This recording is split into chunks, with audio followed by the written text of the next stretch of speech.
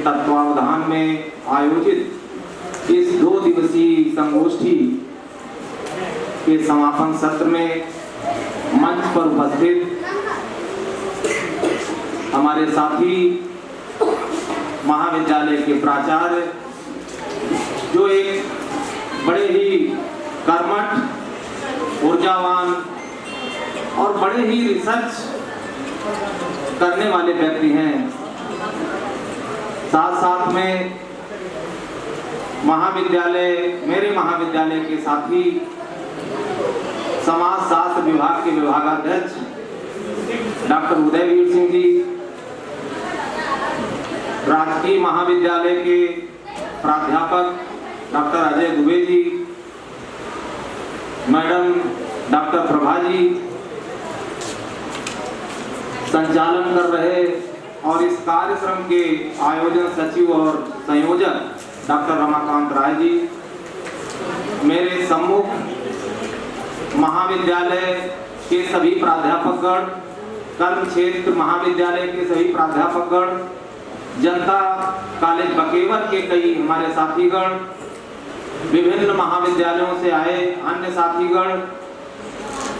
Participants, प्रिय छात्र छात्राओं,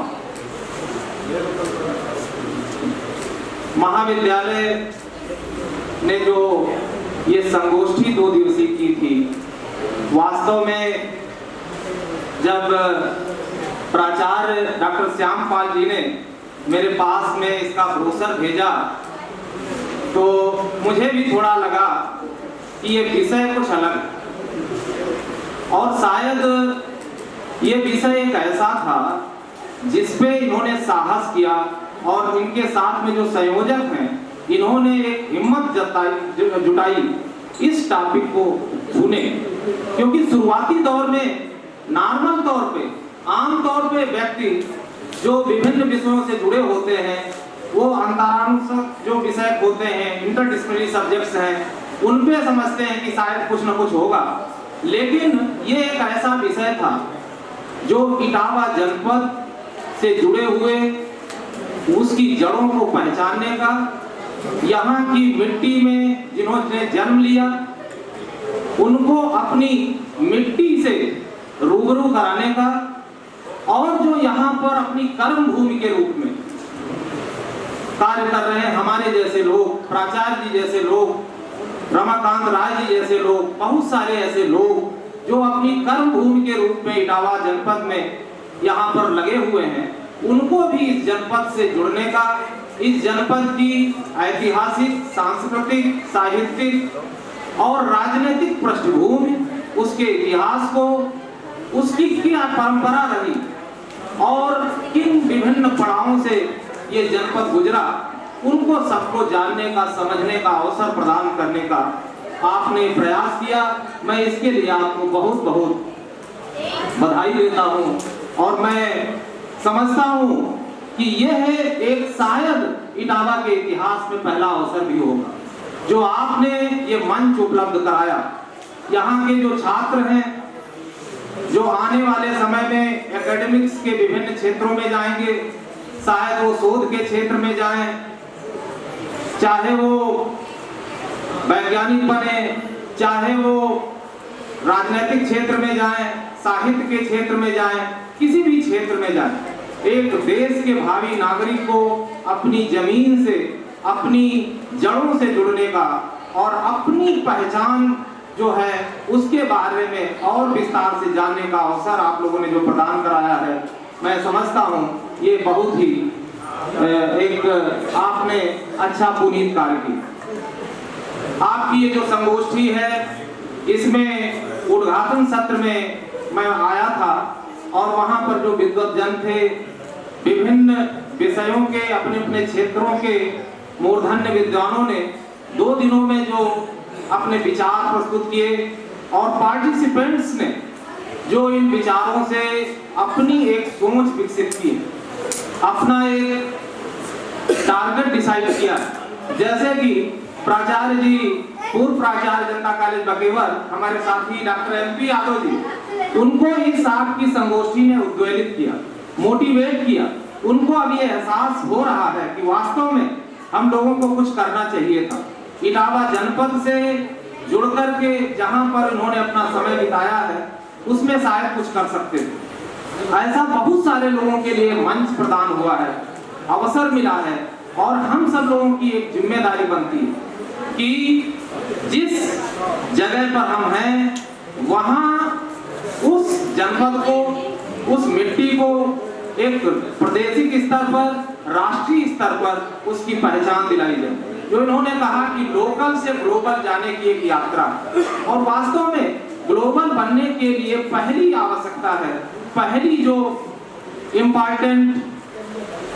नीड है वो ये है कि हम अपने आप को लोकल लेवल पर तो पहचान लें। अगर उसको हम नहीं पहचान पाए तो ग्लोबल की परिकल्पना मुझे लगता है अधूरी हो। इसके साथ में अभी मैं देख रहा था जो बच्चियों ने आपकी प्रस्तुतियां दी, और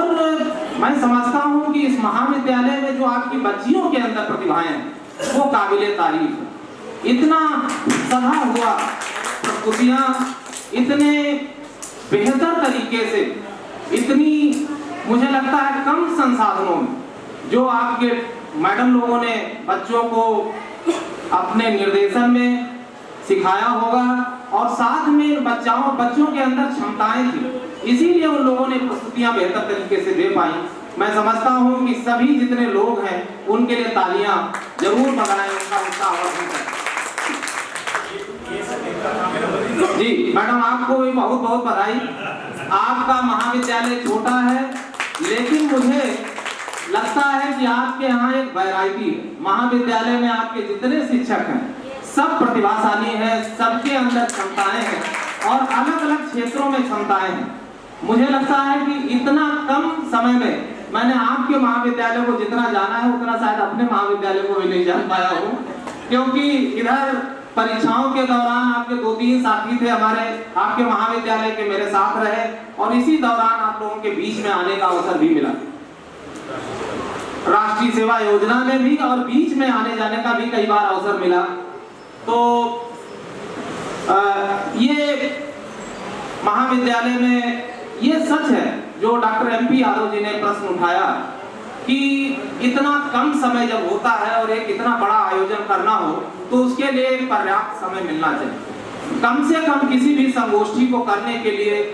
1 महीने का समय तो निश्चित रूप से मिलना चाहिए, और आपके पास पर्याप्त संसाधन भी होना चाहिए। आर्थिक जरूरतें होती हैं, और उन आर्थिक जरूरतों को पूरा करने के लिए, क्योंकि आप 2 दिन का सेमिनार करा रहे हैं तो बिना अर्थ के नहीं हो सकता, तो इसके लिए पर्याप्त धन की आवश्यकता जरूर है। और ये मंच जो मैं समझता हूँ कि डॉक्टर MP यादव जी ने जो प्रश्न उठाया उसको हम सब लोगों को ये रखना चाहिए, शासन के पास में भी जाना चाहिए मुद्दा, और निदेशक महोदय के पास भी, कि इसमें कौन सी ऐसी बाधा आती है। जब आप 5-6 महीने पहले प्रस्ताव मांग लेते हैं तो 2 महीने पहले आप जारी कर दीजिए उसका जो भी आपको फाइनलाइज करना है। तो खैर ये एक विषय जरूर उठना चाहिए। मैं ये जरूर चाहता हूँ डॉक्टर रमाकांत राय जी जो संयोजक हैं इस संगोष्ठी के, आपका 2 दिनों का जो निचोड़ है,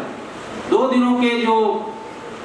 लोगों के डेलिब्रेशंस हुए हैं, डिस्कशंस हुए हैं, पर्याप्त मंथन हुआ है विभिन्न विषयों पर, चाहे सांस्कृतिक रहा हो, ऐतिहासिक रहा हो, साहित्यिक रहा हो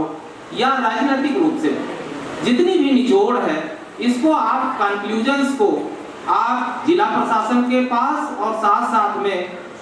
प्रदेश शासन के पास अवश्य भेजें अपने रिकमेंडेशंस के साथ। जो आप लोगों ने पर्यटन की जो संभावनाएं हैं,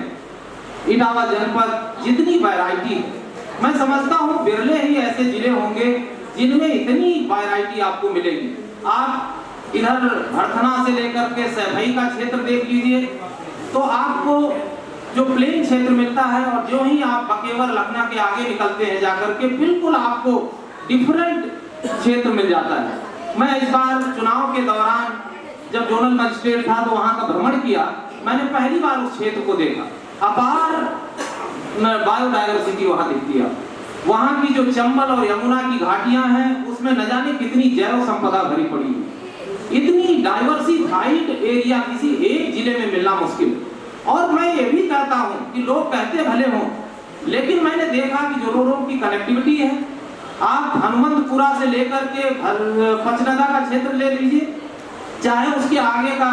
भरे की तरफ जाने वाली रोडें ले लीजिए, आप बीहड़ जो गांव हैं उनमें भी मुझे कनेक्टिविटी मिली, क्योंकि मेरे पास में बहुत ही विस्तृत एरिया था और मैंने देखा कि वहां पर आपकी पक्की रोडों की कनेक्टिविटी जरूर है, लाइट की कनेक्टिविटी जरूर है। तो क्योंकि इतना आपका भौगोलिक रूप से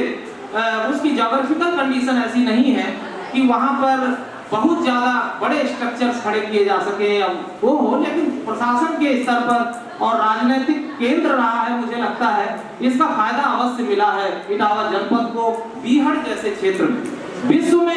ऐसा क्षेत्र जो चंबल का बीहड़ का जो क्षेत्र है, रेवाइंस है, मैं समझता हूँ विश्व में, मैंने कहीं पर पढ़ा हुआ था, शायद मैं गलत हूँ, लेकिन जो रेवाइंस है चंबल की, और वो ऐसी रेवाइंस विश्व में कहीं नहीं है। और आप देखिए कितना है, पर्यावरण की दृष्टि से बड़ा संरक्षण भी करने की कोशिश की गई, घड़ियालों के संरक्षण की भी वहां बड़ी लंबा प्रोजेक्ट चला राष्ट्रीय स्तर पर। साथ साथ में डॉल्फिन्स के लिए भी एक क्षेत्र है वहां पर, अच्छा स्वच्छ पानी है। तो मैं समझता हूं कि एक पर्यटन की दृष्टि से एक लायन सफारी आपके पास बना ही है, और इसके बाद में जो प्रिंसिपल साहब ने कहा था पचनदा पर एक टूरिज्म का एक बड़ा केंद्र बन सकता है, एक अट्रैक्शन का एरिया बन सकता है, अगर वहां पर प्रदेश शासन जो जिला प्रशासन के माध्यम से अगर रिकमेंडेशंस जाएं और इस पर प्रयास किया जाए तो निश्चित रूप से पर्यटन का अपार संभावनाएं हैं और उनका जो दोहन है वो जरूर होना चाहिए। आगरा आपसे दूर नहीं है, मुश्किल से 2 घंटे की भी दूरी है, और वहां से लायन सफारी के लिए लोग जब आते ही हैं तो आगे आपका जाकर के एमपी के बॉर्डर पे पचनदा का क्षेत्र है वो भी उसी में शामिल किया जा सकता है। दूसरी बात है, डॉक्टर साहब ने राजनीतिक बिंदु पर बात की थी। मैं समझता हूं कि ये मंच ऐसे होते हैं जहां पर हम लोग एकेडमिक्स क्षेत्र से जुड़े हुए लोग, और यहाँ पर ये मंच खुला होता है हर व्यक्ति को अपनी बात रखने का। हाँ है, विवादित बातें नहीं होनी चाहिए। इटावा जनपद को और इसके आसपास के जनपदों को इस बात का अवश्य फायदा मिला है कि राजनीति का एक महत्वपूर्ण केंद्र रहा। आदरणीय मुलायम सिंह यादव जी की जो सरकार रही, उसके पहले वो राजनीति के मजबूत लीडर बन के उभरे 80 के दशक से लेकर के, और उसके बाद में लगातार राजनीतिक शक्ति का एक केंद्र रहा। आज जिस प्रकार से गोरखपुर में माननीय मुख्यमंत्री जी के मुख्यमंत्री बन जाने, योगी आदित्यनाथ जी के मुख्यमंत्री बन जाने के बाद एक शक्ति का केंद्र है, उसी प्रकार से इटावा एक राजनीतिक शक्ति का केंद्र रहा, और उसका फायदा पूरे जनपद वासियों ही नहीं, उस पूरे आसपास के कई जिलों को मिलता है और मिलना भी चाहिए। बहुत सारी जो डेवलपमेंट्स हैं वो राजनीतिक इच्छा शक्ति पर निर्भर करते हैं। राजनीतिक इच्छा शक्ति होती है तो डेवलपमेंट्स होते हैं। क्या ये संभव था कि राजनीतिक शक्ति का केंद्र अगर इटावा ना होता तो ये लायन सफारी जैसा आपको एक बड़ा जो एक आपको तोहफा मिला है इटावा जिले को, ये क्या मिल सकता था? एक सफाई में जो पीजीआई है जो आसपास के 4-5 जिलों को मेडिकल सुविधा आज प्रोवाइड करा रहा है, नहीं तो यहाँ के लोग या तो आगरा भागते थे या कानपुर भाग करके जाते थे। मैंने कोरोना काल में देखा है कानपुर के बहुत सारे महाविद्यालयों के मेरे साथी और भी बहुत सारे साथी जब बेड नहीं मिल रहे थे वो सफाई पीजीआई में उनको लेकर के आया गया और यहाँ से स्वस्थ होकर के गए। तो कुछ विशेष लोगों को लाभ नहीं मिलता, वो पूरी जनता को लाभ मिलता है। ये जो आपका जनपद में ये महाविद्यालय है, मुझे लगता है ये भी एक राजनीतिक इच्छा शक्ति थी, जब इसकी स्थापना हुई थी उसकी बदौलत स्थापित हुआ। तो इसमें कोई बुराई नहीं है। राजनीति अगर सकारात्मक दृष्टि, सकारात्मक दिशा में हो, एक डेवलपमेंट के लिए आपके लिए सहयोगी हो, तो इसमें कोई बुराई नहीं और उसका फायदा जरूर मिलता है। राजनीतिक शक्ति का जो केंद्र रहा, आदरणीय मुलायम सिंह जी ने साहित्य के लोगों को बड़ा प्रश्रय दिया। साहित्य के जितने भी कवि और साहित्यकार रहे, उन्होंने हमेशा उनको एक मान सम्मान दिया। और मैं समझता हूं कि कई साहित्यकार ऐसे हैं जो सीधे तौर पे उनसे जुड़े थे और वो बिना लाग लपेट के पूरे प्रदेश में जो एक दमदारी के साथ में इटावा जनपद और आसपास के जनपदों के विकास के लिए लड़ाई भी लड़ लेते थे आदरणीय मुलायम सिंह यादव जी से। ऐसा ही कई मैंने कानपुर में भी देखा है, मत सतीश महाना जी हों, चाहे इसके पहले श्री प्रकाश जायसवाल जी हों, ये सब लोग राजनीतिक लोग निश्चित रूप से साहित्यिक लोगों को बड़ा प्रश्रय देते और इसका एक फायदा भी मिलता है। तो मैं ज्यादा समय नहीं लूंगा, पुनः आप सभी लोगों को बधाई देता हूं इस महत्वपूर्ण और सफल आयोजन के लिए। एक 2 दिवसीय संगोष्ठी आप लोगों ने सफलतापूर्वक संपन्न की, बड़े अच्छे तरीके से आयोजन किया, दूर दूर के आप लोगों ने विशिष्ट वक्ताओं को बुलाया और सबसे बड़ी बात जो मेरे छात्र हैं सामने बैठे हुए हैं, इन सबको एक सोचने समझने का एक अवसर प्रदान हुआ, मंच प्रदान हुआ। आगे इन लोगों की एक विजन क्लियर हुआ कि इस तरीके से भी जो सेमिनार संगोष्ठी होती हैं और इनकी एकेडमिक क्या वैल्यू होती है उसको भी इन लोगों को समझने और सोचने का अवसर मिलेगा। पुनः आप सभी लोगों को बहुत बहुत बधाई देता हूं। मेरे सम्मुख जितने पार्टिसिपेंट बैठे हैं उनको भी बधाई देता हूं, आभार प्रकट करता हूं। मुझे आपने आमंत्रित किया, इस बात के लिए भी बहुत बहुत आभार प्रकट करता हूं। प्राचार्य जी को, आयोजक मंडल को, संचालक, आयोजन सचिव और समन्वय संयोजक डॉक्टर रमाकांत राय जी को भी बहुत बहुत आभार, बहुत बहुत धन्यवाद। बहुत बहुत धन्यवाद सर, आपने हमारा उत्साहवर्धन किया। आपको यह संगोष्ठी बहुत ज्ञानवर्धक, अपने जड़ों से जुड़ने के लिए प्रेरित करने वाली प्रतीत हुई, या हम सब लोगों के लिए आशीर्वचन की तरह भी है।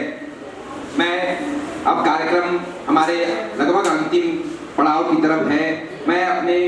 महाविद्यालय के साथियों से अनुरोध करता हूँ कृपया आगे आ जाएं ताकि हम अतिथियों का स्मृति चिन्ह और शॉल देकर के सम्मान कर लें। तदुपरांत हम धन्यवाद ज्ञापन कर और राष्ट्रगान कर इस संगोष्ठी के 2 दिवसीय कार्यक्रम का समापन की बात करेंगे। कृपया आ जाएं ताकि मुझे आसानी रहे जल्दी से यह काम